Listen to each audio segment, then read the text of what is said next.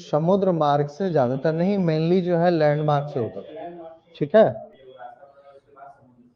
हाँ, तब उसके बाद ना, तो ये पहले भारत से जो सामान जाता था एक प्रकार से रेड सी होते हुए निकलता था, और रेड सी होते हुए निकल करके यहाँ पहुंचता था।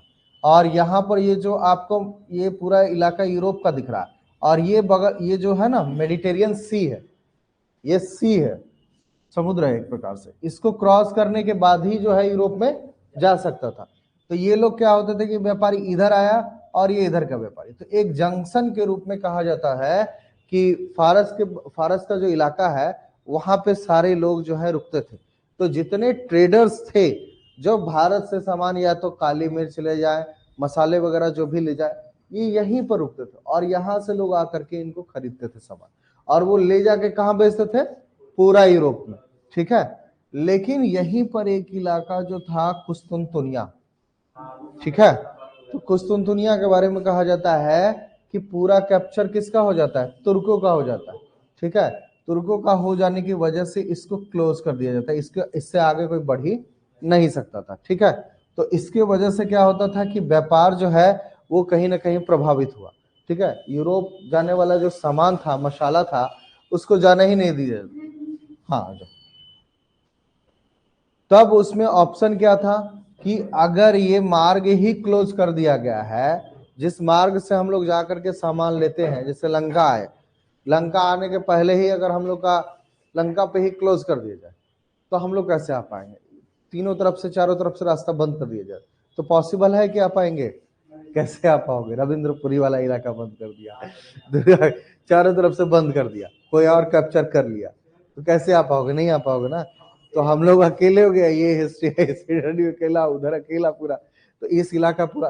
तो वही उन लोगों के साथ में हुआ था कि कुस्तुनतुनिया एक ऐसा माध्यम था जहां पे पूरा व्यापार का मेन रास्ता था, ठीक है, वहीं से आना जाना वो मेन मार्ग था।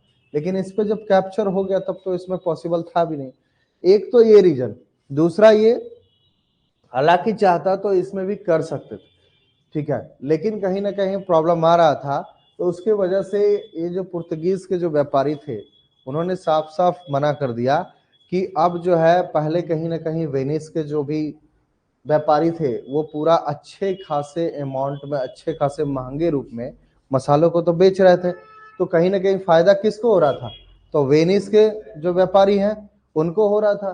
तो उनको तो हो रहा था, अब पुर्तगालियों ने कहा कि नहीं, अब जो है इनके व्यापार के एकाधिकार को तोड़ना है, अब हम लोग भी आगे बढ़ेंगे और हम लोग भी अपना व्यापार करेंगे। तब अंततः जो है या पुर्तगाल का जो सरकार है वो निर्णय लेता है कि हम भारत से जो मसाला जहां से आता है, भारत से अगर मसाला आता है तो हम अगर भारत के रास्ते को खोज ले और भारत से संपर्क स्थापित कर ले तो मसाला हम भी हासिल कर सकते। तो इसके वजह से ये मार्ग देखिए, ये मार्ग से अगर जाएगा ना तो ये बहुत लंबा मार्ग दिख रहा है, कितना लंबा मार्ग दिख रहा है, बहुत ज्यादा तो नहीं है, क्या इसके तुलना में है। ये देखिए, अब जब पुर्तगाल वास्को डिगामा आता है तो ये पुर्तगाल का इलाका, यहां से इधर न जाकर के इधर से अगर जाता तो बहुत शॉर्ट पड़ता, बाई लैंड अगर जाता तो बहुत शॉर्ट पड़ता, लेकिन इधर से चूंकि कुस्तुनतुनिया पे अधिकार हो चुका था तो पॉसिबल था ही नहीं कि वो जा पाए। तब क्या ऑप्शन बचा कि समुद्र के माध्यम से, और समुद्र इतना भयानक कि कहीं तो कई लोग जो निकले वो रास्ते में ही रह गए। अब देखिए, इस रास्ते से हो करके आपका कहाँ, ये है आपका केप ऑफ गुड होप, लेकिन इसका नाम पहले था केप ऑफ स्टॉर्म, मतलब तूफान, जो जो समुद्री तूफान होता है ना उसका पूरा ये बहुत हैवी इलाका है, इसको कहा जाता है। अगर यहाँ से नाव गुजरा तो बहुत मुश्किल से गुजर सकता है कि क्रॉस करना, ठीक है।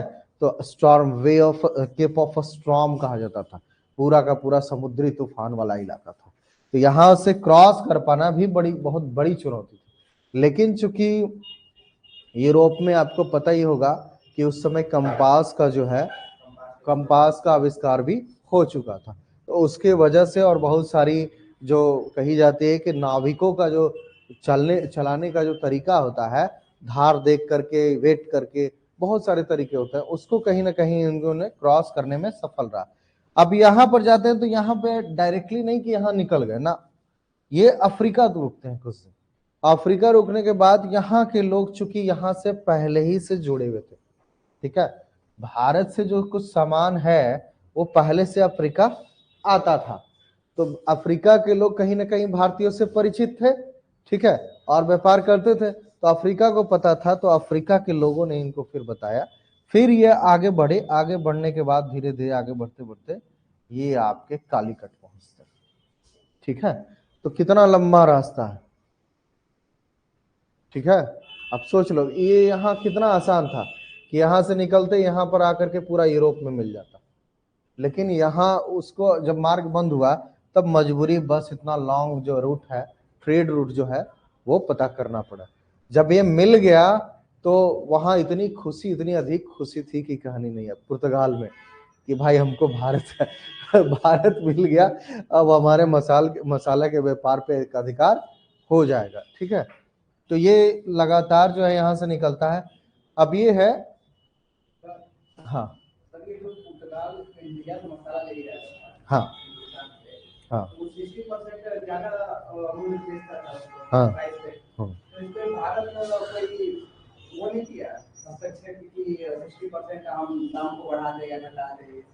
नहीं, उनको क्या लेना देना है, उनको तो माल बेचना था ना, उनको तो अपना सामान बेचना है। अगर आप लंका से कोई सामान ले जाते हैं, मान के चलिए लंका से आपने होलसेल में कोई सामान ले गया, वो एक मान के चलिए एक बल्ब ले गया, बल्ब की कीमत 100 रुपए।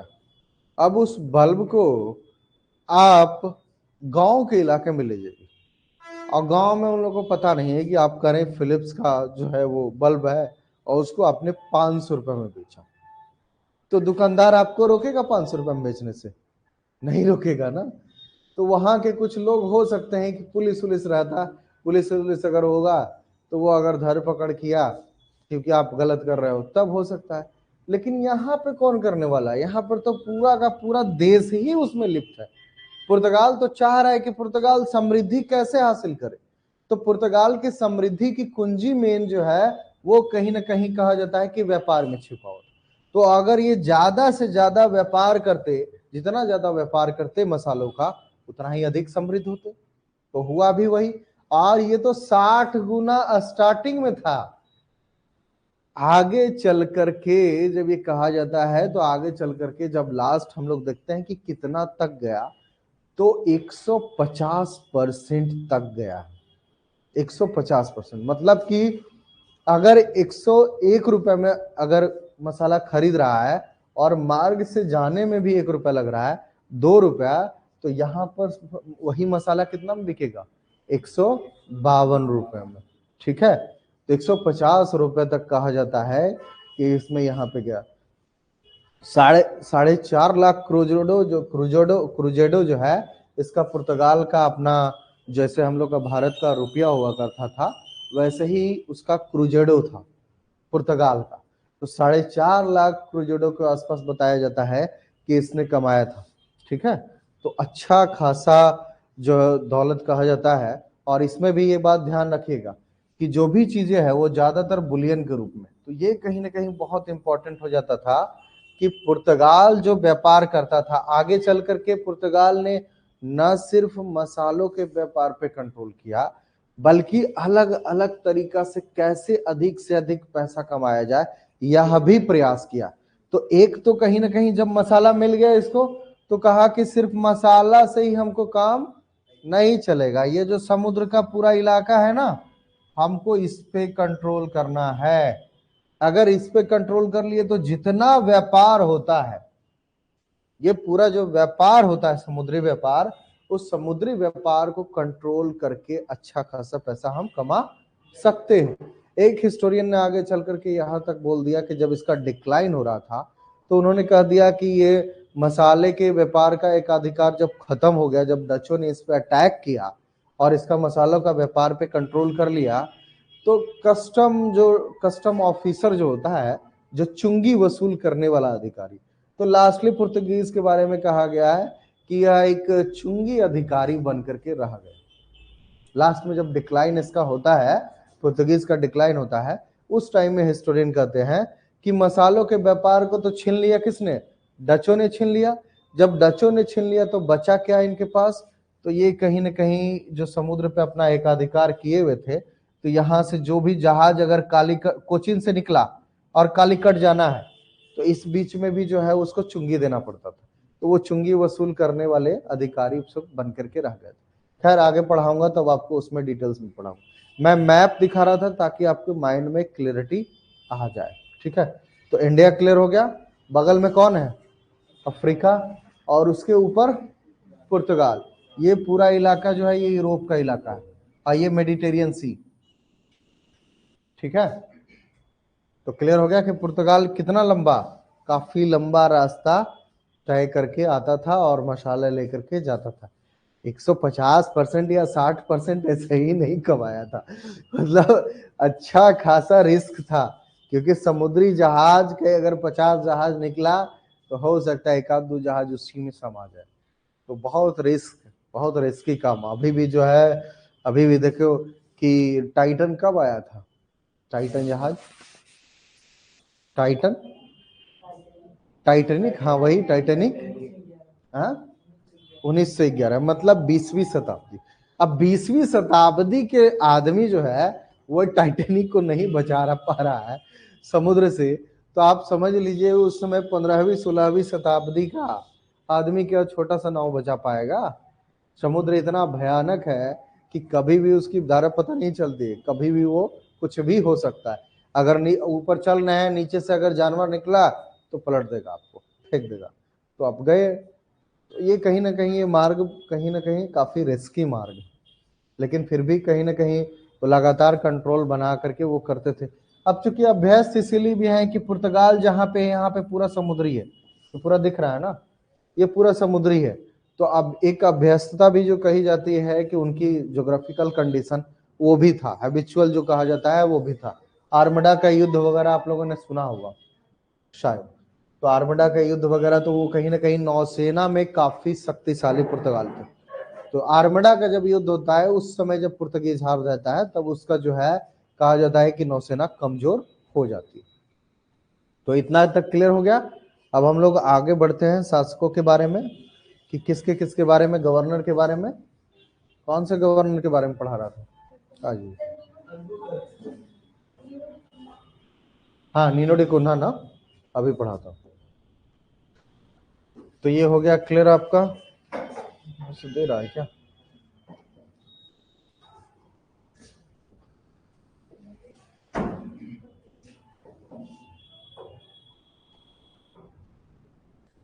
तो एक पहला पुर्तगाली में पढ़ा दिया,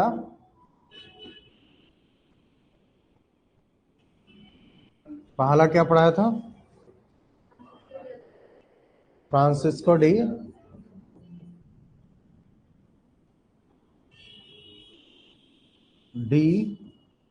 अल्मीडा, अल्मीडा, ठीक है, अल्मीडा। दूसरा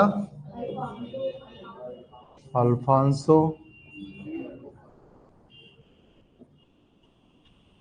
de Albuquerque,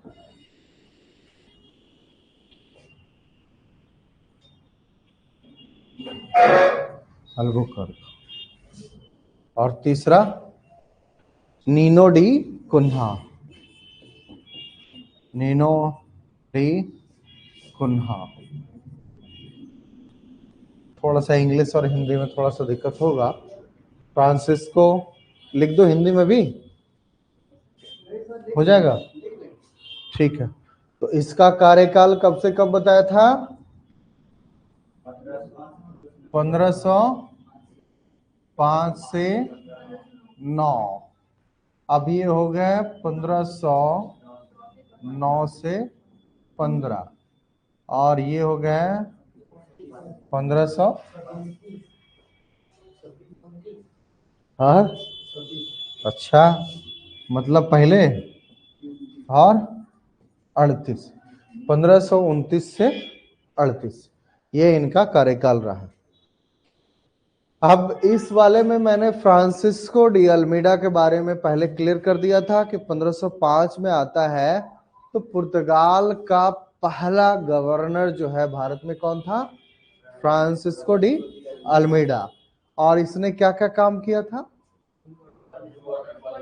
blue water policy अपनाया, जिसके माध्यम से पूरे भारत जो अरब सागर, अरब और हिंद हिंद महासागर, ये दोनों पे कैप्चर करने का पूरा प्रयास किया। तो समुद्री व्यापार को शांतिपूर्वक रूप से करने का जो पॉलिसी था वो क्या कहलाया? ब्लू वाटर पॉलिसी कहलाया।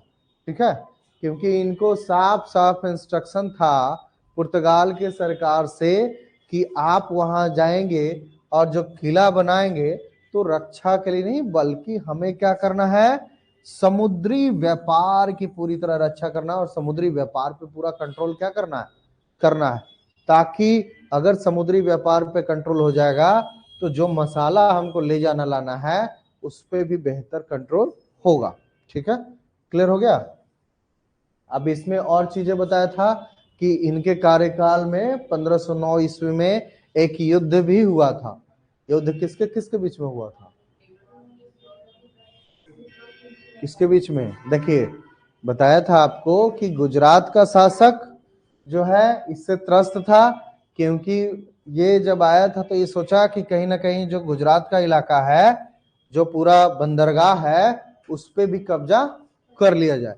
तो इससे गुजरात का शासक जो है महमूद बेगड़ा, वह भी परेशान था। और पहले से जो अरब व्यापारी थे, चूंकि यहां से मसालों का व्यापार कौन अब करने लगा था? पुर्तगाली।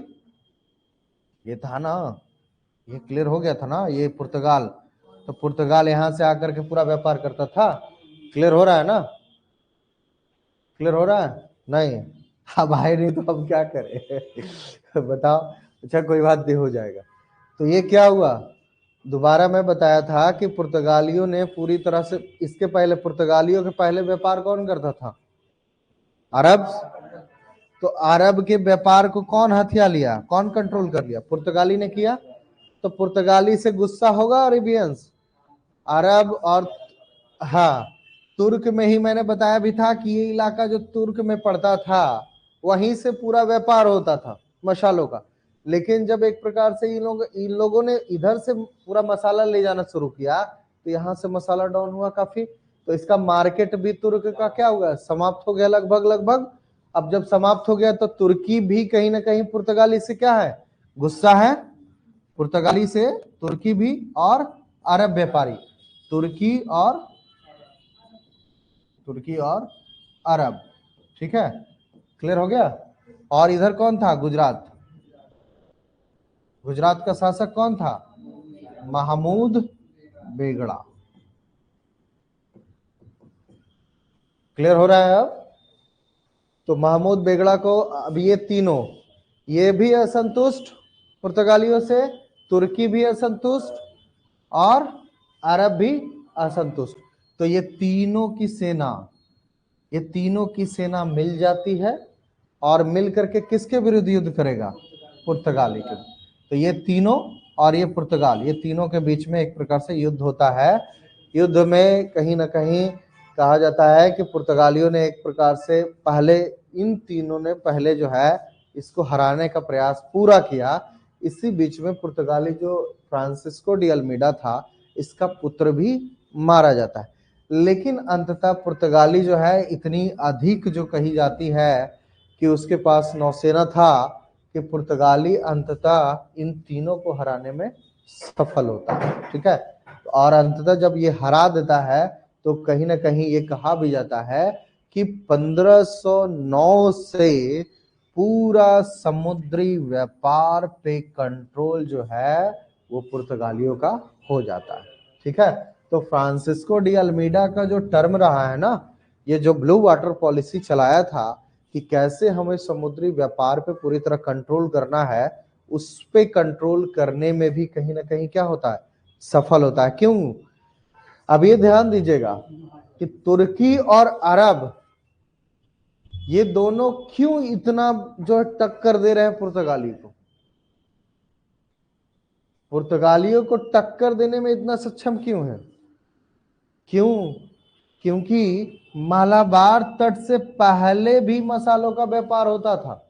ठीक है, तो यहां से लाल सागर तक ले जाने के लिए भी अच्छे खासे नाव की जरूरत होती थी। तो तुर्कियों के पास भी और अरबियों के पास भी अच्छा खासा जहाजी बेड़ा था, ठीक है। तो इसी वजह से, और साथ में गुजरात के शासक के पास भी था, तो इसी वजह से जब तीनों की नौसेना मिल जाती है तो एक मजबूत नौसेना बनता है। लेकिन चूंकि इनके पास गोला बारूद भी था, पुर्तगालियों के पास अच्छी खासी गोला बारूद भी था, लेकिन उनके पास ज्यादा गोला बारूद नहीं। हाँ, इनके पास अलग टेक्निक के रूप में था, लेकिन फिर भी कहीं ना कहीं इनका जो था ये जहाजी बेड़ा बहुत हैवी जहाजी बेड़ा था। तो कहा भी जाता है कि जिस स्ट्रक्चर पे पुर्तगालियों का जहाजी बेड़ा बना हुआ था, उस स्ट्रक्चर पे भारतीयों का जहाज नहीं था जो गोला बारूद सह सकता था। तो इसी वजह से पुर्तगाली जब अटैक करते हैं तो इसकी जो है जो जहाज वगैरह होता है वो उसके जो गोला बारूद है उसको झेल नहीं पाता है, तो ज्यादातर जहाज जो है वो डूब जाते।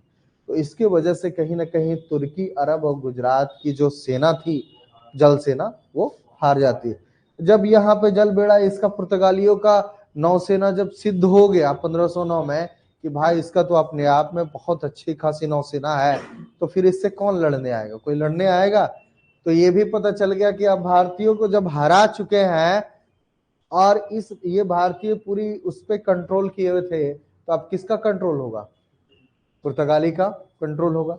हुआ भी वही। तो 1509 ईस्वी जो कहा जाता है ये लैंडमार्क था कि कहीं ना कहीं भारतीयों का जो पूरा समुद्री व्यापार था और पुर्तगालियों का समुद्री व्यापार पे कब्जा जो है वो 1509 से शुरू हो जाता है। उसके बाद दूसरा कौन आता है, अल्फांसो डी अल्बुकर।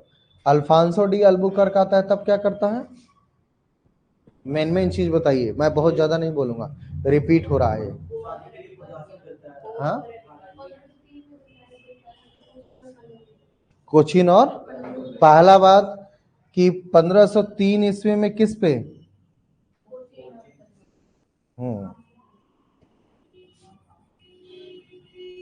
1505 के 3 भूल गए, 3 पे। तो ये तो 1509 में है, तो 1503 पे कैसे आएगा।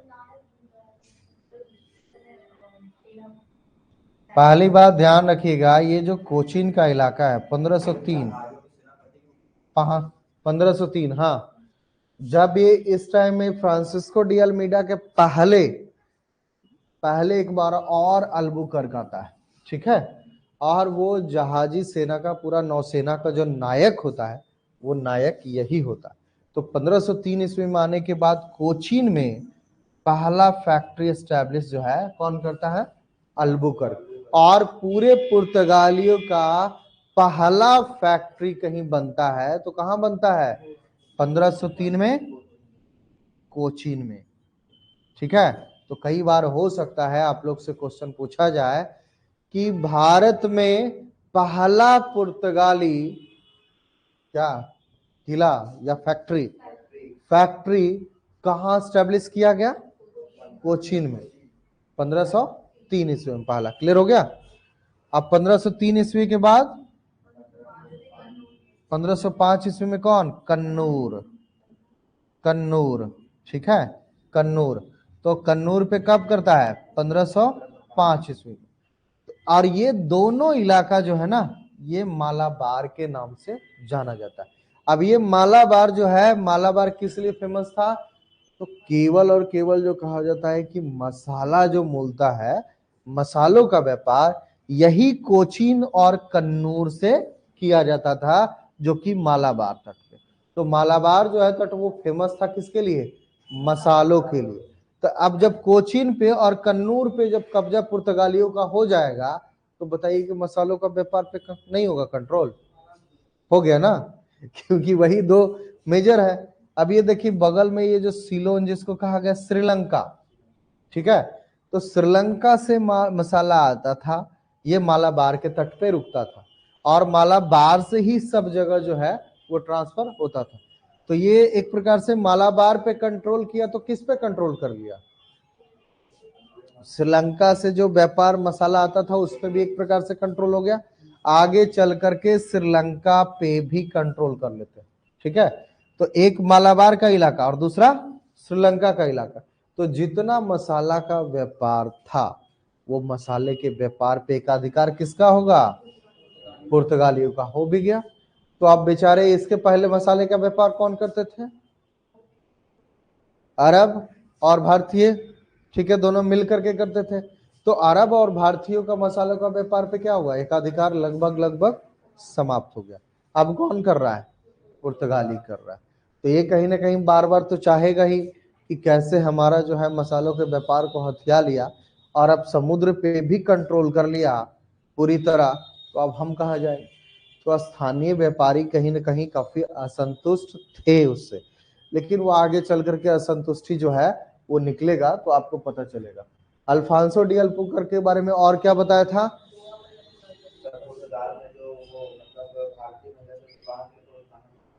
ठीक है, वो चीज तो ठीक है, ये 1503 और 1505 में ही हो रहा है, लेकिन यहाँ कब स्टार्ट हो रहा है?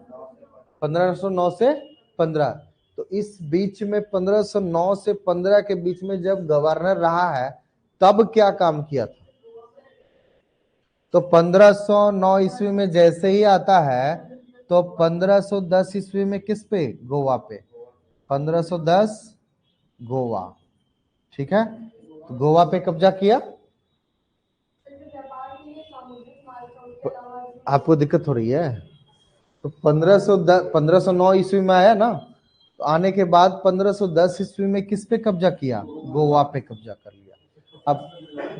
अब गोवा पे कब्जा किया, इसके बाद क्या करेगा? जस्ट 1510 गोवा पे कब्जा करने के बाद ये जो साउथ ईस्ट एशिया है, यहां पर जो मलक्का है, मलक्का मलक्का के व्यापार पे भी कंट्रोल पूरा कब करता है? अगले साल 1511। तो गोवा पे पहला कब्जा 1510 में, अगला एक साल के बाद मतलब 1511 में ही मलक्का पे भी कब्जा कर लेता है। तो ये जो साउथ ईस्ट एशिया से भी जो मसाला आता था, और ये साउथ ईस्ट एशिया, इस साउथ ईस्ट एशिया पे पूरी कंट्रोल किसका हो गया? पुर्तगालियों का। क्लियर हो गया? कोचीन पे भी हो गया, कन्नूर पे भी कंट्रोल हो गया, गोवा पे भी कंट्रोल हो गया, मलक्का पे भी कंट्रोल हो गया। अब और किस पे कंट्रोल होगा? ये जो बचा है इलाका ना, ये जो कहा जाता है कि यहाँ पे होर्मुज था, ऐसे इंग्लिश में लिखेगा ये आएगा ओरमुज, ठीक है, लेकिन ऐसे हिंदी में कहा जाता है हॉर्मुज। हार्मुज ये लिखा जाता है, ठीक है, हॉर्मुज। तो ये जो है हॉर्मुज ऐसे इलाके पे खड़ा था, मतलब ऐसे पॉइंट पे, मतलब एक प्रकार से बंदरगाह था कि पूरी फारस की जो व्यापार होती थी, फारस की खाड़ी वाला जो व्यापार था, ये हॉर्मुज था, ठीक है। तो फारस की खाड़ी में जो पूरा व्यापार होता था, अगर इस पे कंट्रोल, पूरा फारस की खाड़ी पे कंट्रोल करना था तो हॉर्मुज पे कंट्रोल करना जरूरी था, क्योंकि वही हॉर्मुज वाला पोर्ट जो था उसी से डायरेक्टली जो है पूरे फारस पे पूरे फारस का व्यापार होता था। तो अगला टारगेट कौन होगा? हॉर्मुज। तो हॉर्मुज पे कब कब्जा किया?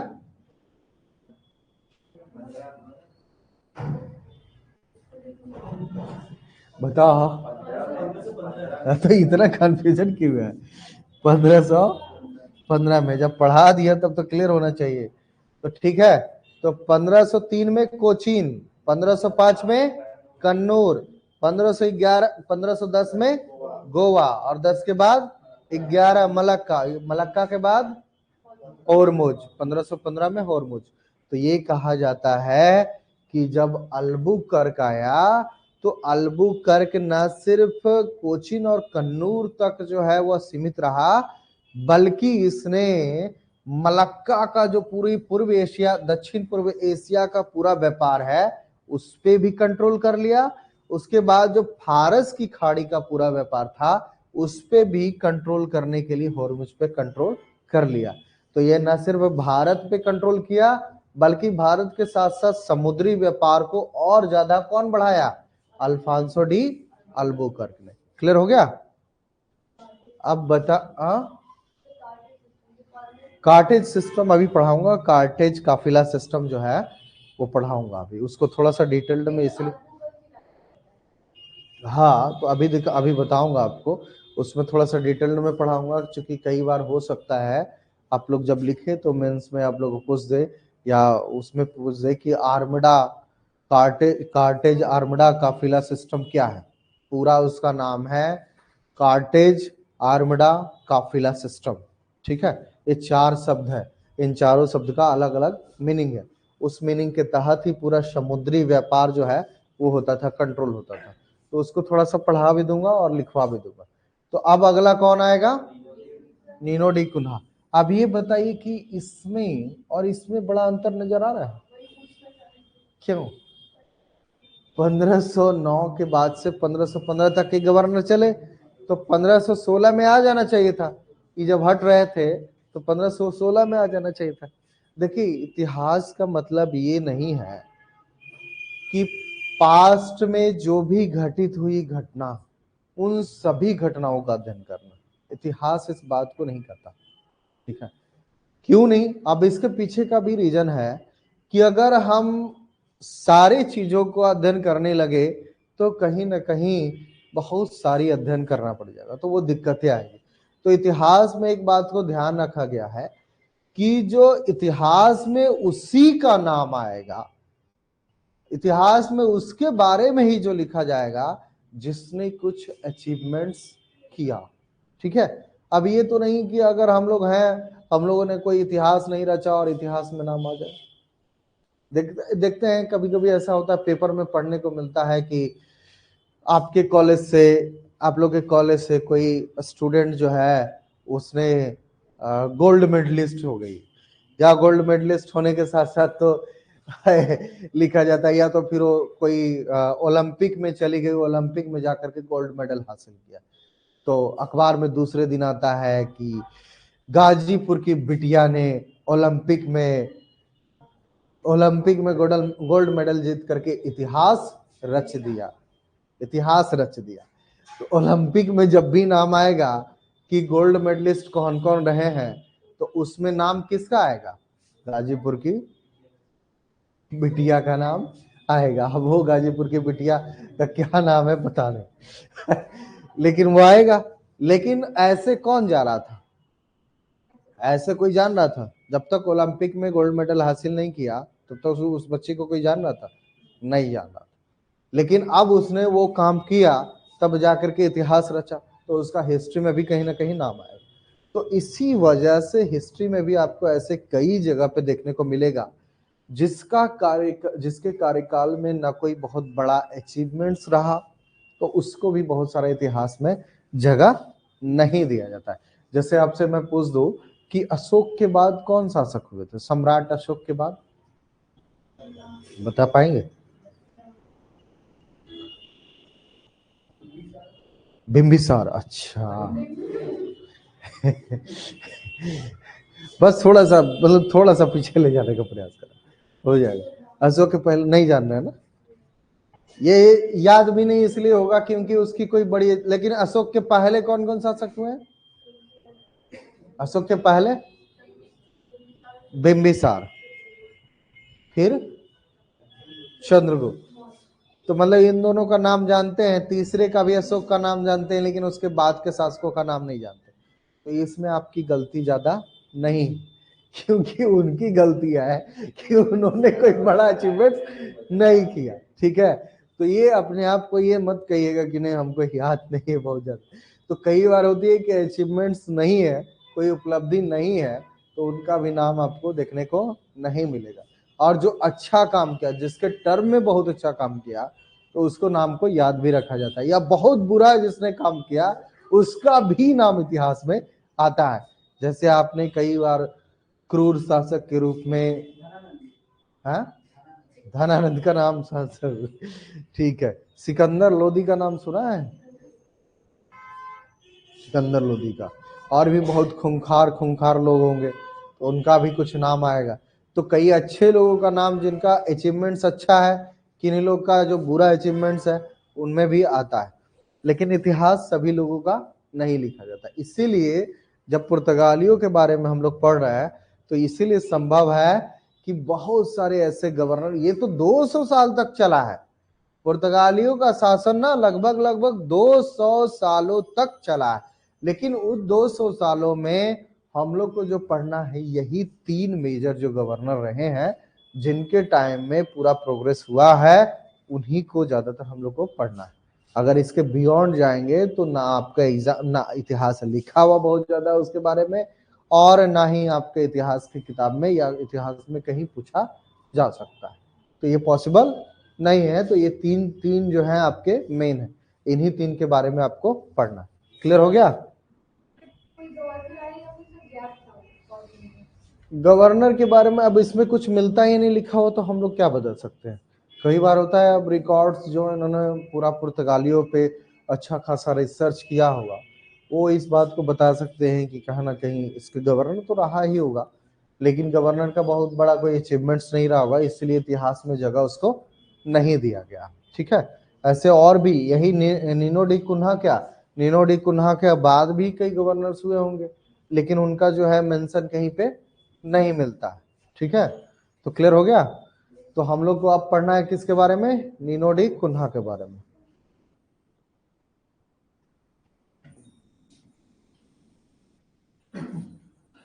इनके टाइम में भी काफी कुछ बड़ा जो है वो कहा जाता है कि हुआ है। आज भी आप अगर सेंट थोमे का नाम सुने हैं, फोर्ट विलियम का नाम सुना है? सेंट थोमे का नाम, सेंट थोमे कहाँ था? तो ये 1529 से 38 तक, 1529 में जब भारत के गवर्नर के रूप में आते हैं, तब ये कहा जाता है कि इनके कार्यकाल में न सिर्फ यहीं तक का इलाका सीमित था, बल्कि एक तो जो मद्रास का इलाका है, तो मद्रास के इलाका में सेंट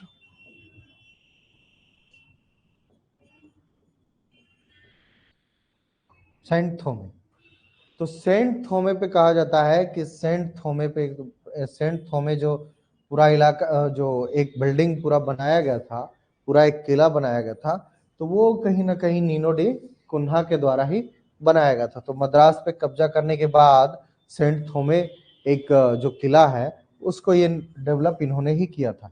इसके बाद ये जो बंगाल का इलाका है ना, इस पे अभी तक जो है पुर्तगीज का कोई कंट्रोल नहीं था, लेकिन नीनो डी कुन्हा के आने के बाद बंगाल में हुगली का नाम सुना है? हुगली, हुगली पे कब्जा करने का काम जो है नीनो डी कुन्हा के टाइम में ही होता है। और हुगली के साथ साथ आपने नाम सुना होगा सतगांव, चटगांव, चटगांव। तो ये कहा जाता है कि नीनो डी कुन्हा ने भारत के सेंट थोमे को ही नहीं सिर्फ बनाया, बल्कि पुर्तगालियों को अब बंगाल के इलाका में भी एस्टैब्लिश करने का प्रयास किया। अब उसमें हुगली जो है वो मेन सेंटर के रूप में किनका था? पुर्तगालियों की अपनी बस्ती थी। तो यहाँ बस्ती हुगली में जो पुर्तगाली बस्ती बसाने का काम और व्यापार का काम जो है वो करने में किसकी भूमिका है? नीनो डी कुन्हा की। तो ये हुगली, सतगांव और चटगांव। क्लियर हो गया? अब इसके अलावा आप देखिएगा तो कहीं ना कहीं नीनो डी कुन्हा के बारे में कहा जाता है कि चूंकि नीनो डी कुन्हा इस समय जो है गुजरात जो इलाका मिल रहा है आपको, गुजरात का इलाका, तो गुजरात का इलाका जो है इसका शासक जो था वो बहादुर शाह था। बहादुर शाह, बहादुर शाह, गुजरात का शासक बहादुर शाह।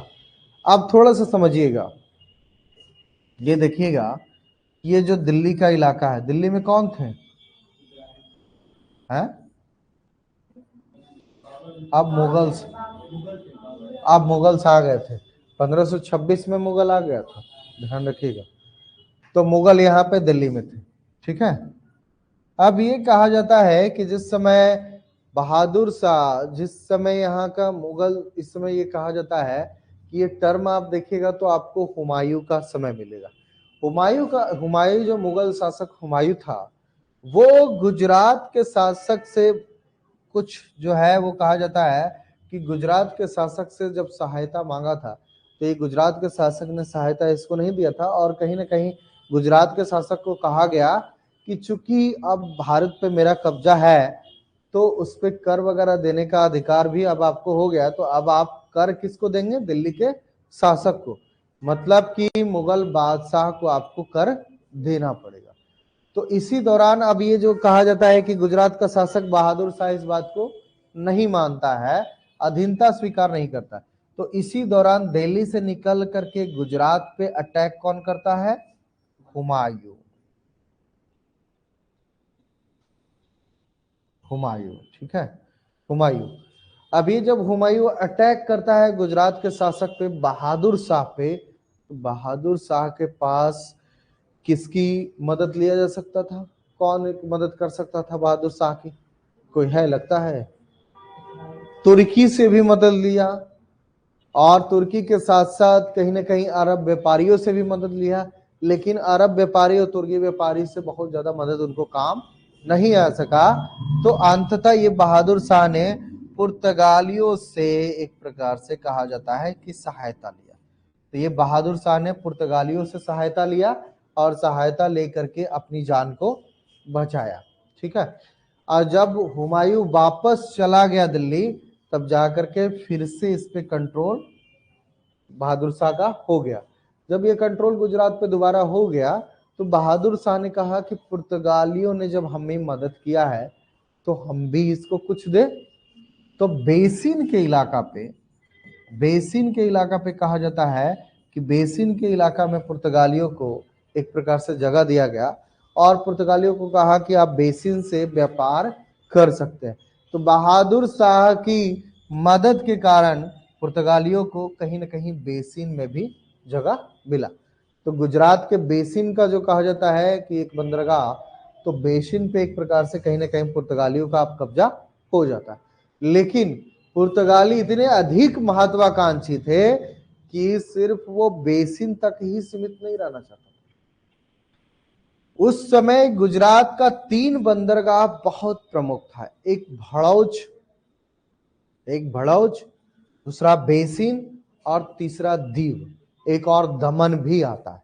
तो 4 जो आपके बड़े जो प्रमुख जो बंदरगाह थे, वो गुजरात का ही था। और गुजरात का, जैसे आप मालाबार का बंदरगाह समझते हैं, तो मालाबार का बंदरगाह जो है वो मसालों के लिए फेमस था, मसाला, ठीक है। लेकिन ये जो गुजरात वाला पूरा बंदरगाह था ना, वो पूरा कपड़ों के लिए फेमस था। तो एक प्रकार से कहीं ना कहीं मसालों के व्यापार पे जब कंट्रोल तो हो ही गया था, अब गुजरात के जितने पोर्ट थे 4, अगर उन 4 पोर्ट पे, या 4 जो कहा जाता है कि 4 पोर्ट पे अगर कब्जा हो जाता, तो यहाँ कहीं ना कहीं यहाँ से जो कपड़े का व्यापार होता था, तो कपड़े के व्यापार पे भी किसका कंट्रोल हो जाता? पुर्तगालियों का कंट्रोल हो जाता। तो प्रयास पूरा किया गया, छोड़ा नहीं गया, ठीक है। बहादुर शाह ने अपनी जान किससे बचाया था? हुमायूं से जान बचाया था, लेकिन अब किसके पंजे में फंस गया था? पुर्तगालियों के पंजे में फंस गया था। तो बेचारा आप करे क्या? तो हुआ भी वही कि फिर से वही ऑप्शन मिला कि अब जो है गुजरात का शासक बहादुर शाह किससे मदद लेगा? तो पुर्तगालियों को हराने के लिए तुर्की और अरब व्यापारी थे, उनसे मदद जो है वो लेता है बहादुर शाह, ठीक है। क्यों? क्योंकि पुर्तगालियों को बेसिन में जगह दिया था, लेकिन यह बेसिन तक ही रुकना नहीं चाहता था। बेसिन के अलावा दमन पे भी कंट्रोल, भड़ौच पे भी कंट्रोल, और दीव पे भी कंट्रोल करने का प्रयास लगातार पुर्तगाली कर रहे थे। इसके वजह से गुजरात के शासक को बहुत परेशानी का सामना करना पड़ रहा था। इसी दौरान अंततः कहा जाता है कि तुर्की और अरब के व्यापारियों से जब लेता है, तो पुर्तगाली और उनके बीच में फिर से एक बार युद्ध होता है। लेकिन उस युद्ध में कहा जाता है कि बहुत ज्यादा सफलता इनको, पुर्तगालियों को जो कहा जाता है कि बहुत ज्यादा सफलता हासिल नहीं होता है, और वो कहीं ना कहीं बेसिन तक ही वो सीमित ज्यादातर रह जाता है। बेसिन के अलावा एक दीव जो है उस तक कंट्रोल होता है, लेकिन आगे चल करके भड़ौच वगैरह है, उस पर कंट्रोल पूरी तरह नहीं हो पाता। इसी दौरान आपका एक इलाका, इधर का इलाका जो है अरब वाला में, अदन का इलाका, अदन पोर्ट है। अदन पोर्ट बहुत इंपॉर्टेंट पोर्ट था, ठीक है। अगर अदन पोर्ट पे पुर्तगालियों का कब्जा हो जाता तो ये हो सकता था कि जो लाल सागर के माध्यम से कहा जाता है कि व्यापार के लिए जाता है, वो लाल सागर वाली व्यापार पे भी कंट्रोल पुर्तगालियों का हो जाता, लेकिन अदन पे कंट्रोल नहीं होता। तो इसी वजह से लाल सागर वाली जो रूट था ना, लाल सागर वाली रूट जो है वो बचा हुआ था। अब लाल सागर वाली रूट से आप समझिए कि अगर लाल सागर वाली रूट बचा हुआ है तो लाल सागर के माध्यम से पूरे अरब में व्यापार हो सकता था, और अरब के अलावा अगर यूरोप में भी चाहते तो वहां भी व्यापार हो सकता था। ये अदन का पोर्ट इतना महत्वपूर्ण साबित हुआ कि आगे चल करके जो कहा जाता है कि पुर्तगाली चाहे भी लेकिन हो नहीं पाया, तो अदन के पोर्ट के कारण जो इलीगल, पुर्तगालियों के द्वारा इलीगल कहा जा रहा है। इलीगल क्यों? इलीगल व्यापार, इलीगल व्यापार उसको कहा गया, पुर्तगालियों ने मसाला के व्यापार पे एक अधिकार कर लिया था। तो काली मिर्च एक ऐसा मसाला था जिस पे वनली अधिकार किसी का था, तो पुर्तगालियों का। व्यापार भारत से कोई भी कर सकता था, तो अकेले पुर्तगाल ही कर सकता था, पुर्तगाली व्यापारी ही कर सकते थे, कोई और व्यापार नहीं कर सकता था। एक काली मिर्च और दूसरा कुछ और बताओ। कपास नहीं, गोला बारूद, ठीक है। तो इससे मान के चलिए कोचिन से कोई निकला और कोचिन से निकल करके सोच रहा है कि अफ्रीका हम चले जाएं और अफ्रीका व्यापार कर ले काले मिर्च का, तो कर पाएगा? नहीं कर पाएगा। गोला बारूद भी लिया हुआ है तो गोला बारूद भी उसमें नहीं ले जा सकता। तो दो चीज पूरे समुद्र के व्यापार में बैन था। काली मिर्च की आप व्यापार समुद्र के माध्यम से नहीं कर सकते हैं, और दूसरा गोला बारूद पे भी नहीं कर सकते। तब क्या ऑप्शन है? भारतीयों ने दिमाग लगाया, चूंकि स्थानीय व्यापारी तो पहले भी खफा थे, कंट्रोल किसने कर लिया था? पूरा का पूरा कंट्रोल पुर्तगालियों ने कर लिया था। तो जो लोकल व्यापारी थे वो क्या करते? उनको तो कहीं ना कहीं कुराफाती अब करना ही था, क्योंकि उनका व्यापार हथिया लिया। तो ये कहा जाता है कि नीनो डी कुन्हा के बाद की स्थिति में ये देखा गया कि मालाबार तट से जो पूरा व्यापार होता था मसालों का, भारतीयों ने क्या किया, कहा कि समुद्र तट से हम व्यापार नहीं करेंगे। तो इन्होंने क्या किया, अंदर में जो भी व्यापार होता था, तो अंदर अंदर मालाबार से लेकर के जो है ना, यहां से मसाला खरीदा, और मसाला खरीदने, चूंकि मसाला कहाँ आता था? मालाबार के तट पे ही आता था। तो यहां से मसाला खरीदा और समुद्र के माध्यम से न जाकर के जमीन के माध्यम से जाकर के यहाँ जो आपका कोरोमंडल तट है, कोरोमंडल तट पे आता था, अंदर अंदर। नहीं समझ में आया?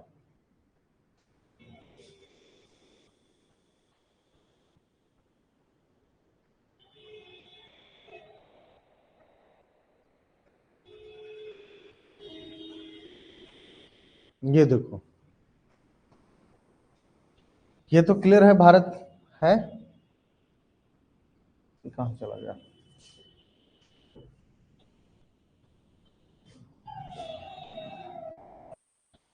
ये क्लियर है कि भारत का इलाका है, ठीक है। ये हो गया आपका मालाबार तट। अब जो अंदर भारतीय रह रहे हैं, अगर मसाला यहाँ पे आ रहा है तो मसाला तो यहाँ मालाबार से लेंगे, लेकिन ये उसको समुद्री मार्ग के माध्यम से बेचने के जगह पे ना, ये अंदर अंदर जा करके ये इस तट पे जाते थे। ये कोरोमंडल वाला तट है, कोरोमंडल पहुंच जाते थे, ठीक है। अब यहां से जो है, यहां से लेकर के जाकर के गुजरात पहुंचाता था, सूरत, गुजरात वगैरह, ठीक है। नहीं, जमीन के अंदर से, यहां से अभी भी नहीं चल रहा है। रुको एक मिनट बताता हूँ कहाँ चला गया। अब थोड़ा सा मेन मैप आपको दिखाना पड़ेगा, इंडिया के मैप को ले लेते हैं तब आपको पता चलेगा।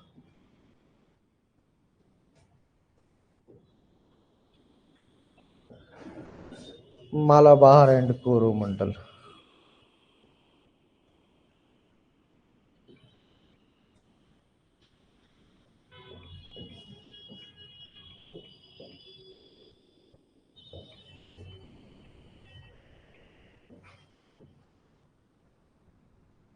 सी ले रहा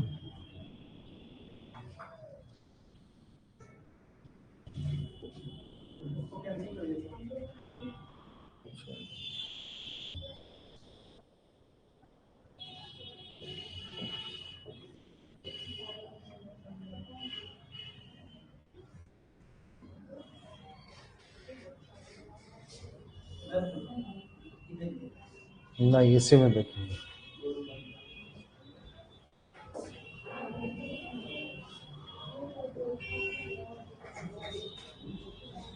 रियल मैप देखते हैं थोड़ा।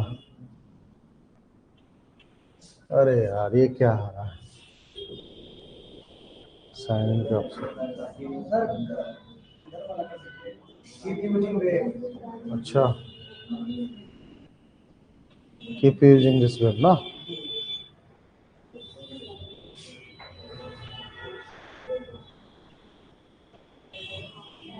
समझा पूरा आएगा।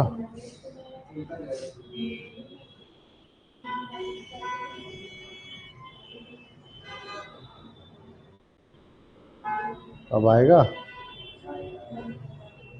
ये देखो अब आ गया। ये क्लियर हो रहा है। अब ये देखो, एक कोची जो बताया था आप लोग को,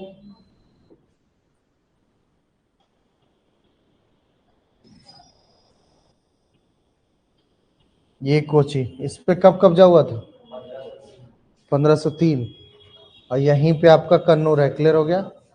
ये पूरा का पूरा इलाका जो है ये मालाबार तट के नाम से प्रसिद्ध है। ठीक है, ये वाला इलाका जो है ये पूरा आपका कोरोमंडल के नाम से जाना जाता है। तो ये इधर जो मदुरई वगैरह, तमिलनाडु, पुडुचेरी वगैरह आ रहा है, ये किस पे है, कोरोमंडल पे। तो इसी कोरोमंडल पे ये कहा गया, कोची से निकल करके कहा, ये जो है आपका इलाका ये कोरोमंडल पे, और यहां से लेकर के जो है वो एक प्रकार से लेकर के जाता था कहाँ, गुजरात। अब गुजरात ये गोवा के ऊपर मान लीजिएगा। ठीक है, इस प्रकार से आप देखिएगा। तो पुर्तगालियों का था, लेकिन मसाले के व्यापार के लिए कौन सा इलाका जाना जाता था, कोची और कन्नूर, मतलब मालाबार का इलाका। तो उनको पता था कि मसाला का व्यापार हो सकता है, तो कहां से हो सकता है, यहीं से हो सकता है, इसके अलावा कहीं और से तो नहीं हो सकता। तो यहाँ से अगर जहाज निकल के भी आ रहा है तो बहुत ज्यादा संशय से तो नहीं ले देखेगा। और उस जहाज से जो काली मिर्च ले जा रहा है वो भी ओपन रूप में नहीं ले जा रहा है, छिपा करके ले जा रहा है। ऊपर में आलू रख दिया नीचे में जो है काला मिर्च रख दिया, तो आलू ले जा रहा है, पता नहीं चल रहा है। होता तो ऐसे ही मार्केटिंग। यहाँ से ले जाने में गुजरात में कोई दिक्कत नहीं था। ठीक है, तो पहला व्यापार जो लगता था कि कहीं ना कहीं पुर्तगालियों का पूरी तरह नियंत्रण तो है, लेकिन पूरी तरह कंट्रोल नहीं हो पाया था। भारतीयों ने अपना जुगाड़ निकाल लिया था। तो यहाँ से अपना अंदरूनी जो है वायुमार्ग जो है लैंड के माध्यम से जो है यहाँ सामान ले गया, और यहाँ पोर्ट पे ले जाने के बाद पूरा सामान बेचता था। ठीक है, हालांकि इनके द्वारा इलीगल कहा गया है। वो इलीगल कैसे हो सकता है, इलीगल हो सकता है, भारत का व्यापार तो भारतीय करते ही है, तो भारतीय ही भारत के अगर व्यापार कर रहे हैं तो उसमें इलीगल क्या। लेकिन वो पुर्तगालियों के दृष्टिकोण से कहीं ना कहीं इलीगल हो गया, क्योंकि इस इलाके में पूरा कंट्रोल करने का काम किसका था, पुर्तगालियों का। और जब भी यहाँ से कोई सामान ले जाता तो उसको चुंगी देना पड़ता, और काली मिर्च तो वैसे भी नहीं ले जा सकते थे।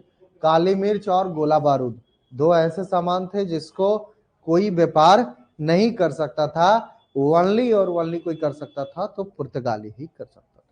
क्लियर हो गया।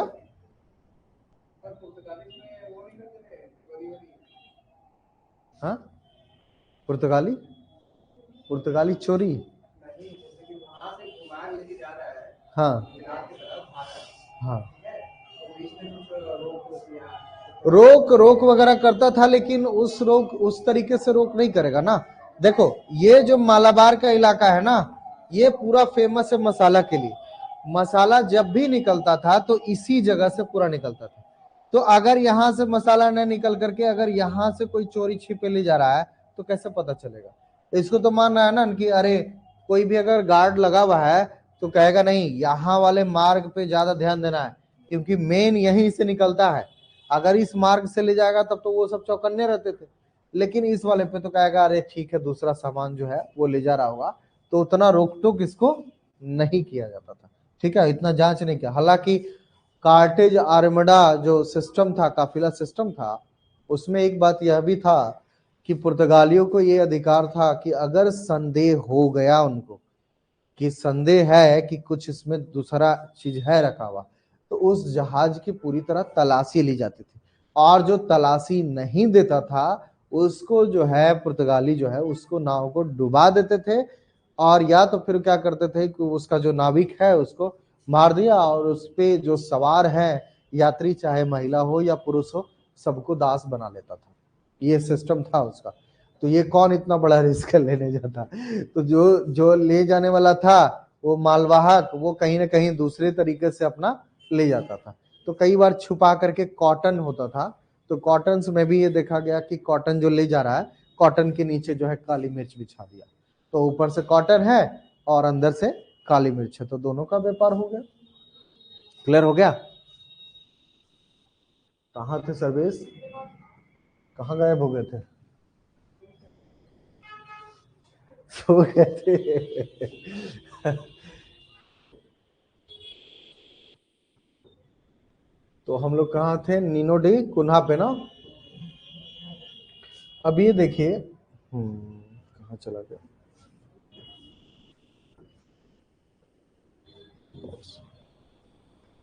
Nuno da Cunha. तो नीनो डी कुन्हा का क्लियर हो गया। तो इसका कहीं ना कहीं हम लोग देखते हैं तो ये यहीं तक नहीं, बल्कि एक तो सेंट थोमे जो मद्रास का इलाका है, तो मद्रास के इलाका पे कंट्रोल करना, और सेंट थोमे नामक एक किला बनाने का काम किसका था? नीनो डी कुन्हा का। इसके अलावा बंगाल में हुगली, सतगांव और चटगांव किसने किया पूरा कंट्रोल? नीनो डी कुन्हा ने। एक बड़ी घटना जो कहीं ना कहीं गुजरात के शासक के साथ नजर आता है, तो बहादुर शाह पे, गुजरात पे कहीं ना कहीं हुमायूं जब अटैक करता है, तो बहादुर शाह किसका साथ लेता है, सहायता लेता है? पुर्तगालियों का। पुर्तगालियों को जब सहायता बहादुर शाह करता है, तो बहादुर शाह उसके एवज में बेसिन देता है, और बेसिन जब देता है तो उसको पुर्तगालियों को लगता है कि दमन, दीव और भड़ौच जो और अन्य पोर्ट है उस पे भी पूरी तरह कंट्रोल कर ले। तो कहीं ना कहीं पुर्तगाली और बहादुर शाह के बीच में रिलेशन खराब होता है और लगातार झगड़ा होता है। इसी समय एक और बड़ी घटना हुई थी हुगली में। हुगली में घटना ये हुआ कि 1600 नहीं, 1529 नहीं, इस समय नीनो डू कुन्हा के बाद एक बड़ी घटना बताई जाती है इसके 100 साल बाद, 1632 से 33 में। चूंकि इस समय नीनो डी कुन्हा ने हुगली पे कंट्रोल किया और यहाँ पर पूरी पुर्तगाली बस्तियां हैं वो बसा दिया, और व्यापार जो है सतगांव चटगांव हुगली पे पूरा कंट्रोल करके व्यापार करने लगा। व्यापार करने का मतलब ये नहीं होता है कि कोई शासक अगर आपको व्यापार करने का अधिकार दिया है तो आप उस जगह पे लूट मचाएं या आप वहां की आबादी को परेशान करें। लेकिन जिस समय हुमायूं के बाद ये जब कहा जाता है कि शाहजहां था, शाहजहां जिस समय दिल्ली की गद्दी पे बैठा था, उसी टाइम में हुगली में क्या करता है कि हुगली में कहा जाता है कि पुर्तगाली लूट मचाते हैं, और लूट मचाने के बाद लगातार शाहजहां को ये न्यूज मिल रहा था, खबर मिल रहा था कि पुर्तगाली जो है इन बस्तियों में रहने वाले लोगों का धर्मांतरण कर रहा है। ठीक है, और जो इस्लाम को भी मानने वाले हैं उनको भी कन्वर्ट किस में कर दे रहा है? इस्लाम में, सॉरी ईसाई में, ईसाई धर्म में। तो कहा कि ये तो बड़ा दूसरा टाइप का जो है व्यापारी निकला, हमने इसको अधिकार क्या करने दिया? व्यापार करने का अधिकार दिया, इसने वहां लोगों को परेशान किया, और उसके बाद फिर जो है क्या किया? धर्मांतरण शुरू कर दिया। तो धर्मांतरण तक तो बात चल रही थी, लेकिन एक जहाज जो मुगल जहाज था, उस मुगल जहाज को ही ये लूट लेता है पुर्तगाली। तो ये बहुत बड़ी गलती करता है कि, और ये शासक ऐसा है कि शक्तिशाली शासक है। इसी के टाइम में कहा जाता है कि शाहजहां जब परेशान हो जाता है बंगाल में पुर्तगालियों से, तो एक अपने सैन्य अधिकारी को भेजता है और उसको सबक सिखाने के लिए भेजता है। तो सबक अच्छे से सिखाता है और हुगली से लगभग लगभग पुर्तगालियों का शासन समाप्त जो है 1632 से 33 में हो जाता है। ठीक है, तो वहां से पुर्तगालियों को मार के भगा दिया जाता है और बहुत सारे पुर्तगालियों को पकड़ करके उनको इस्लाम में कन्वर्ट कर दिया जाता है। ठीक है, वो क्रिश्चियन में कन्वर्ट किया तो क्रिश्चियन से इन्होंने क्या किया, इस्लाम में कन्वर्ट कर दिया। कहा 7,000 लगभग 7,000 लोगों को यहाँ से पकड़ करके ले जाया जाता है और ले जा करके उनको इस्लाम धर्म में धर्मांतरित कर दिया जाता है। ठीक है, तो यहाँ से भी लगभग लगभग इसका शासन समाप्त हो गया पुर्तगालियों का। डिक्लाइन इसका शुरू होता है कब, तो डिक्लाइन आप देखिएगा तो एक स्टार्टिंग डिक्लाइन है आपका 1612 ईस्वी में, जब ब्रिटिशर्स इस तट पे आता है, मालाबार तट पे कहा जाता है कि जब मालाबार तट और गुजरात वाला सूरत का इलाका, तो कहा जाता है कि 1612 ईस्वी में ब्रिटिशर्स के साथ पुर्तगालियों का युद्ध होता है। क्यों? क्योंकि अंग्रेज जो है वो भारतीय तट पे बसना चाह रहे हैं, लेकिन पुर्तगाली उस पर कंट्रोल किया हुआ था। तो पुर्तगाली नहीं चाह रहा था कि ब्रिटिशर्स जो है आकर के यहाँ पे व्यापार करे। तो ब्रिटिशर्स और किसके बीच में, पुर्तगाली, दोनों के बीच में युद्ध होता है। लेकिन इस युद्ध में ब्रिटिशर्स 1612 ईस्वी में जीत जाता है, हारता नहीं है, ब्रिटिशर्स जीत जाता है। तो ब्रिटिशर्स जीतता है तो सूरत उरत के इलाके में आप देखेंगे कि वो पूरा कंट्रोल जो है ब्रिटिशर्स का होना शुरू हो जाता है। 1612 ईस्वी में तो ये हुआ। 1600, अच्छा ये बताइए कि बॉम्बे कब गया, बॉम्बे पुर्तगालियों के हाथ से कब गया? बॉम्बे याद है कुछ? नहीं याद है, चलिए कोई बात नहीं, अभी पूरा एक एक सीरीज वाइज से पढ़ा देता हूं आप लोग को, तब दिक्कत नहीं होगा, रिव्यू हो जाएगा।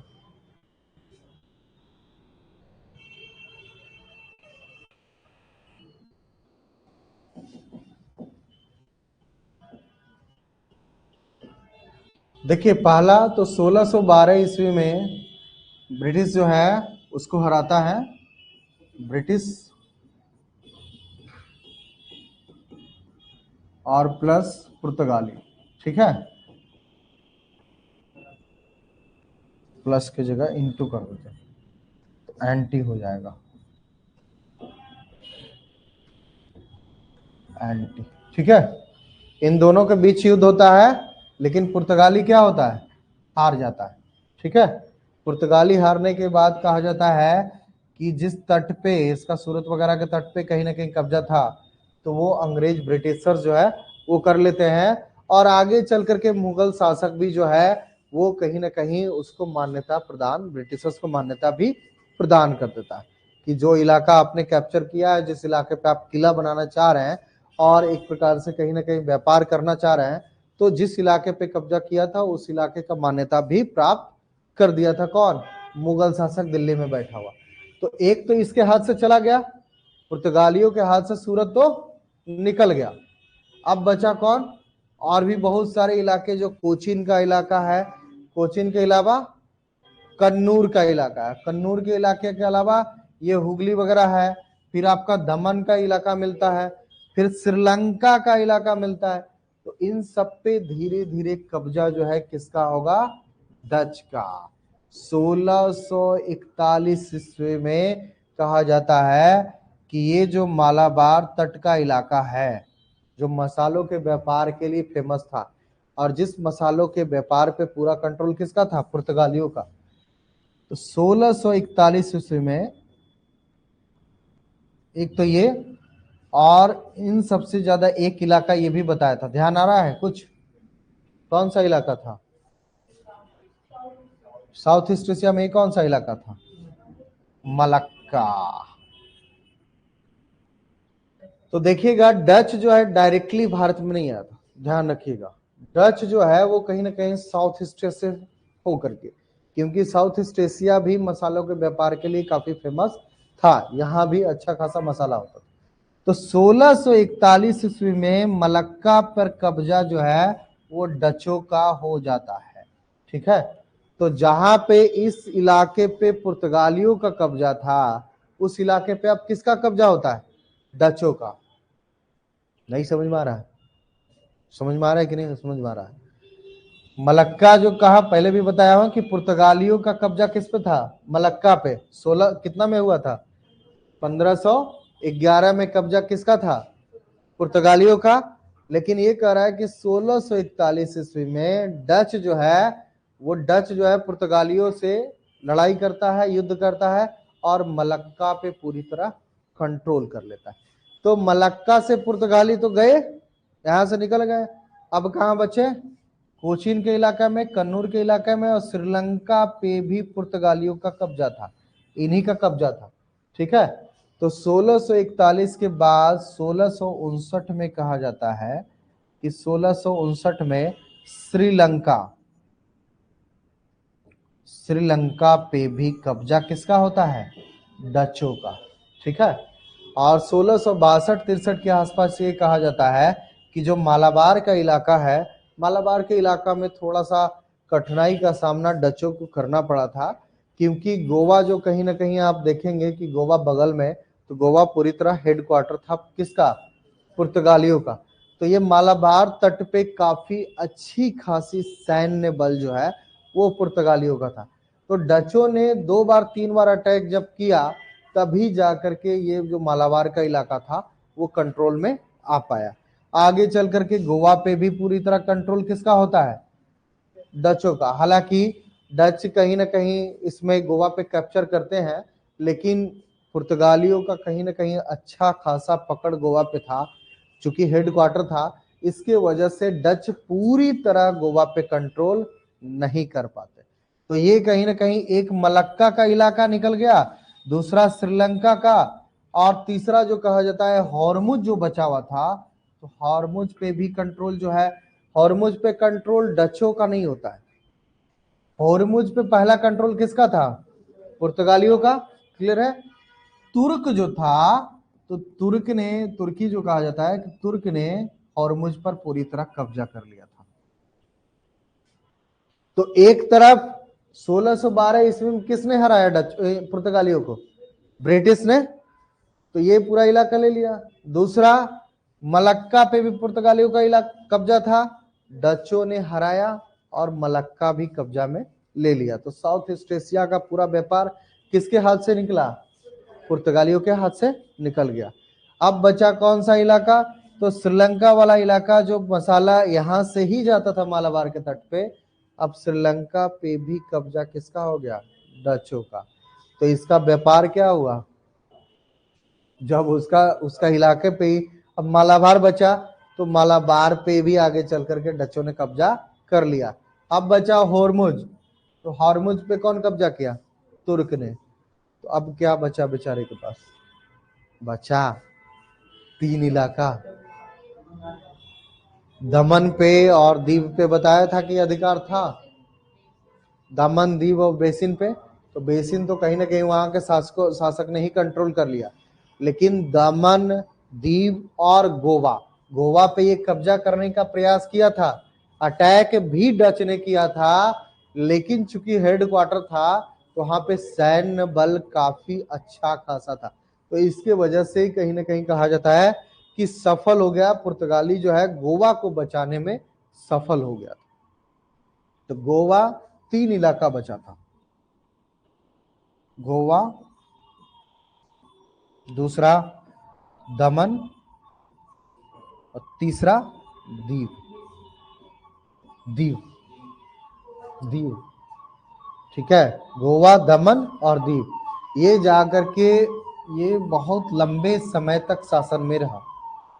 भारत की आजादी के बाद तक भी पुर्तगालियों का शासन जो है इन तीनों क्षेत्र पे था। भारत की आजादी के बाद 1961 ईस्वी में भारत सरकार जो है इन तीनों इलाके पर कब्जा करने का पूरा प्रयास करता है, जिसमें सफल हो जाता है। इसको लेकर के पुर्तगालियों के बीच से पुर्तगाल और कहीं ना कहीं भारत सरकार में टकराव की भी स्थिति देखी जा रही थी, लेकिन चूंकि बहुत सारी चीजों की वजह से अंततः पुर्तगाल को पीछे हटना पड़ा और अंततः भारत का कंट्रोल जो है गोवा, दमन और दीव पे 1961 में हुआ। ठीक है। तो सोचिए कि मतलब गोवा पे 1510 ईस्वी में कब्जा हुआ था, जा कब रहा है 1961 में। तो यही 3 इलाका बच गया था। इससे कई बार आपको एग्जाम में भी पूछा जा चुका है कि क्या पुर्तगालियों का पूरा साम्राज्य का अंत हो गया था डचों के आने के बाद? तो डचों के आने के बाद लगभग पुर्तगालियों की स्थिति, मतलब पूरा व्यापार लगभग लगभग चौपट हो चुका था, क्योंकि उनके पोर्ट पे पूरी तरह कब्जा किसका हो चुका था? डच का भी हो चुका था, ब्रिटिशर्स का भी और तुर्क का भी हो चुका था। तो इसने लगभग लगभग ये पूरी तरह से जो कहा जाता है कि पुर्तगालियों का डिक्लाइन शुरू हो चुका था। लेकिन डिक्लाइन के बाद भी 3 ऐसा क्षेत्र, गोवा, दमन और दीव, जिन पे पुर्तगालियों का कंट्रोल 1961 तक बना रहा। ठीक है, 1961 में भारत सरकार सक्षम हुई कि गोवा, दमन, दीव को लिया गया कंट्रोल में। ठीक है, क्लियर हो गया? तो पुर्तगाल क्लियर। अब इसमें थोड़ा सा कॉन्सेप्ट वाला है, थोड़ा सा कॉन्सेप्ट वाला आपको पढ़ा दूं तो क्लियरिटी और आ जाएगा। अब ये बताइए कि आखिर जो शासक पूरे समुद्र का स्वामी पुर्तगाली जो कहा जाता था, पुर्तगालियों को समुद्र का स्वामी, आखिर क्या ऐसी वजह रही जिसके वजह से उसका पूरा साम्राज्य जो है भारत में समाप्त हो गया? और न सिर्फ भारत में बल्कि पूरा साउथ ईस्ट एशिया का व्यापार, पूरा अरेबियन कंट्री का व्यापार जो है वो पूरा लगभग लगभग उसका समाप्त हो जाता है। क्यों, क्या वजह रहा बताइए? नौसेना की कमी, एक जगह, अच्छा, और कुछ? देखिए, जैसे कहा जाता है ना इनकी टेक्नोलॉजिकल डेवलपमेंट होते जाता है, वो टेक्नोलॉजिकल डेवलपमेंट कहा जाता है कि वो हमें उसके जहाज में, डचों के जहाज में, डचों के, उसको क्लोज करो, डचों के जहाज में देखने को मिलता है। चूंकि पुर्तगालियों का जहाज आप देखेंगे तो इस इलाके पे पुर्तगालियों का जहाज अगर देखेंगे तो अगर ये मालाबार तट है तो इसकी सुरक्षा करने के लिए बहुत बड़ा जहाज जो है वो कहीं ना कहीं रहता था। ठीक है, तो ज्यादातर पुर्तगालियों की जहाज जो होती थी बहुत बड़े बड़े होते थे। ठीक है, उनको एक जगह से दूसरी जगह ले जाने में भी कई बार समय लगता था।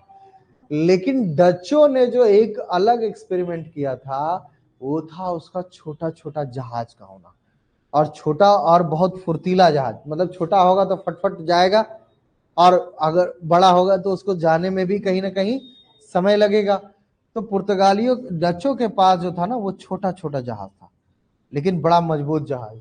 और ये क्या करता था, जाकर के बमबारी करना शुरू कर देता था। अगर यहाँ बमबारी किया, 10 गो नाव भेज दिया, तो 10 नाव के बराबर एक नाव तो बड़ा है। यहाँ 10 नाव भेज दिया, लगातार बमबारी कर रहा, और बमबारी कर रहा है तो इसको आगे अगर बढ़ना भी चाहता है तो बढ़ नहीं पा रहा। तो प्रॉब्लम यही हुआ, और डचों के लिए एक फायदेमंद यही हुआ कि उसका जो छोटा छोटा जहाज था वो जब चाहे तब जहां तहा भेज सकता था आराम से, और फटफट भेजता था। इसी वजह से कहा जाता है कि डचों का जो नौसैनिक जहाज था वो छोटा था और फुर्तीला था, तो उसके वजह से वो अटैक करने में, ज्यादा से ज्यादा हमला करने में वो सक्षम हो जाते थे। इसके वजह से पुर्तगालियों, और पुर्तगालियों का अपने आप में जो नौसेना थी, वो जहाज जो था वो बहुत बड़ा बड़ा होता था, तो कहीं ना कहीं उसको एक जगह से दूसरे जगह ट्रांसफर करने में भी काफी समय लगता था। इसीलिए आप देखिएगा कि भारत से कहीं दूर जो मलक्का का इलाका है, भारत से कहीं दूर साउथ ईस्ट एशिया मलक्का का इलाका काफी दूर है। तो भारत पे बहुत ज्यादा अगर कंसंट्रेट किया हुआ उसकी सेना को, और भारत से सोच रहा है कि मलक्का हम सेना को भेजे, तो यहाँ तो जाने में बड़ी जहाज को समय लगेगा ना। तो जब समय, जितना समय लगेगा उतना देर में ये क्या हुआ, डचों ने कैप्चर कर लिया। ठीक है, समझ में आ रहा है? तो यही एक बड़ी वजह रही। और उसके बाद कहा जाता है कि कहीं ना कहीं गोला बारूद और उसके साथ साथ नौसेना, तो नौसेना भी उसकी कहीं ना कहीं अब पुर्तगालियों से ज्यादा अपडेट हो चुका था। और डचों में एक और बात देखा गया कि अगर पुर्तगालियों को देखें तो पुर्तगालियों की जो नौसेना थी वह सरकार के माध्यम से चलती थी। मतलब पुर्तगाली सरकार का ही पूरा कंट्रोल किस पे था? नौसेना पे। पुर्तगाली व्यापार भी एक प्रकार से निजी नहीं होते थे। ज्यादातर व्यापार जो होता था पुर्तगाल सरकार की व्यापार होती थी। तो पुर्तगाली सरकार जो भी एक्शन लेगा कहां से लेगा? पुर्तगाल से। तो अगर पुर्तगाल से अगर निर्णय लिया गया उसको लागू किया जाए तो कितना समय लगेगा? बहुत समय लगेगा। और वो हुआ भी दिक्कत। जबकि डचों के पास क्या था? डच जितने थे वो ज्यादातर प्राइवेट थे। प्राइवेट क्या ट्रेडर्स जिसको कहा गया। तो प्राइवेट ट्रेडर्स जो है, हाँ हाँ, इन्वेस्टर और ट्रेडर्स एक प्रकार से। तो ये डच जो है वो कहीं ना कहीं प्राइवेट वाले, तो इनके पास खुद का निर्णय होता था कि ये जब चाहे तब बचाने के लिए अपना निर्णय ले सकते थे। तो ये डचों के साथ कहीं ना कहीं निर्णय लेने की प्रॉब्लम नहीं थी। लेकिन पुर्तगालियों के साथ क्या था? एक बड़ा प्रॉब्लम था कि जो भी डिसीजन लेता वो पुर्तगाल की सरकार लेती, तभी यहाँ पे लागू हो पाता। तो ये कहीं ना कहीं बहुत सारी दिक्कतें जो है वो पुर्तगालियों में नजर आ रही थी। इसके वजह से ही कहा जाता है कि पुर्तगालियों का कहीं ना कहीं पूरा जो समुद्री व्यापार पे जो पूरा कंट्रोल था वो धीरे धीरे धीरे धीरे समाप्त होता है और अंततः इतना तक सिमट जाता है कि पूरे साम्राज्य की समाप्ति के बाद मात्र 3 क्षेत्र बच जाता है, गोवा, दमन और दीव। और यहां से पुर्तगालियों का शासन समाप्त हो जाता है। क्लियर हो गया?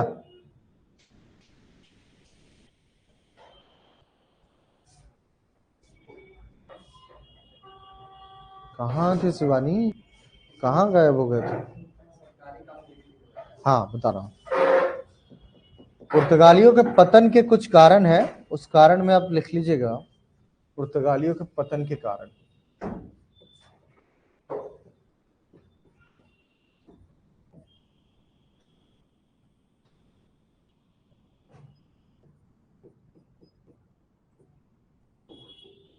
पुर्तगाली साम्राज्य।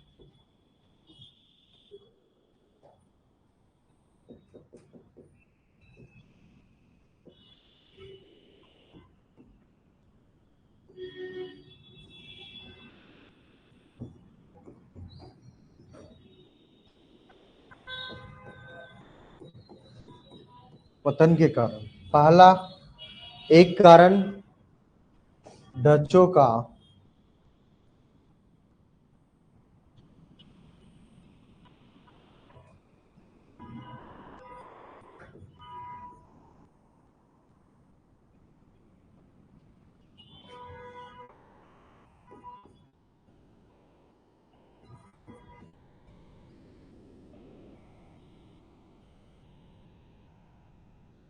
जल सेना,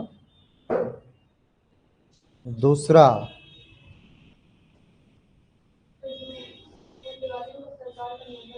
हाँ वो बता रहा हूँ, पुर्तगालियों की डचों की मजबूत और पुर्तगाली जल सेना एक बड़ा कारण रहा, क्योंकि मलक्का वगैरह पे कंट्रोल करने का और जो बार बार बमबारी किया जा रहा था तो उसको छोटे छोटे नाव होने के कारण यह पॉसिबल था। ठीक है। दूसरा सरकारी नियंत्रण।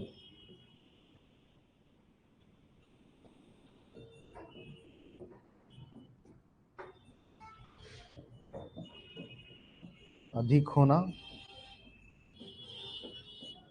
सरकारी नियंत्रण अधिक होना।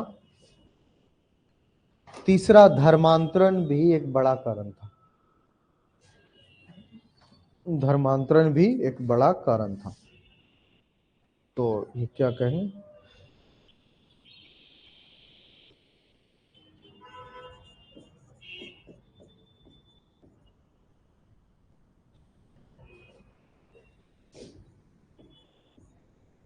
धर्मांतरण, ईसाई धर्म में तब्दील करना।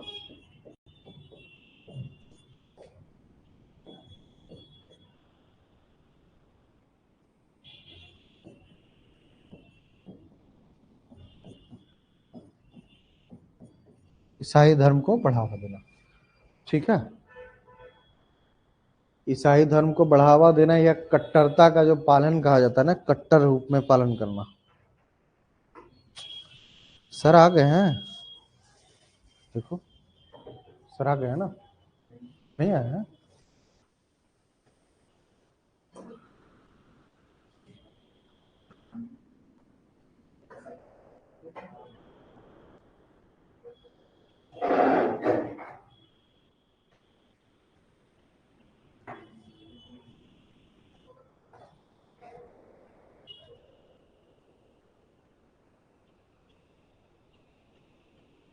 लिख लिया आपने? क्लियर हो गया? अभी जो तीसरा धर्मांतरण वाला